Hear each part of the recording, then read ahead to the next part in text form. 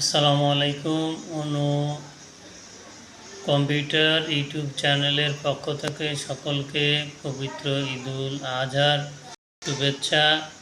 আজ আমরা দেখব কীভাবে সব অফিস প্রোগ্রামগুলো চালু করা হয়।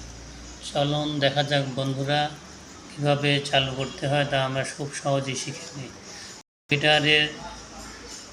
কম্পিউটার চালু থাকা অবস্থায় কম্পিউটারের ডেস্কটপের মনিটরের বাম কর্নারে স্টার্ট যে বাটন আছে, স্টার্ট বাটনে মাউস দ্বারা ক্লিক করলে আপ ডাউন মেনু দেখা যাবে। আপ ডাউন মেনু থেকে মাউস পয়েন্টার আপ ডাউন করে আমরা কাঙ্ক্ষিত প্রোগ্রাম চালু করতে পারবো।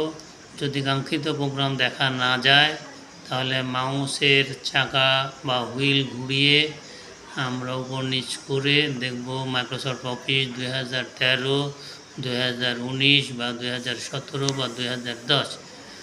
এখানে ক্লিক করব। ক্লিক করার পরে মাইক্রোসফট অফিসের অধীনে কিছু কমান্ড তালিকা দেখা যাবে। সেখান থেকে ওয়ার্ড 2013 অথবা 17 অথবা 19 অথবা অফিস 2010 ক্লিক করব। তাহলে মাইক্রোসফট অফিস 2013 বা 10 চালু হয়ে যাবে। যদি এরকম কোনো ইন্টারফেস বা উইন্ডো ডায়লগ বক্স দেখা যায় তাহলে সেটা আমরা ক্লোজ করে নেব। ক্লোজ করার পরে আমরা মাউস পয়েন্টার দ্বারা ব্ল্যাঙ্ক ডকুমেন্টে ক্লিক করব নতুন কোনো ডকুমেন্ট তৈরি করার জন্য।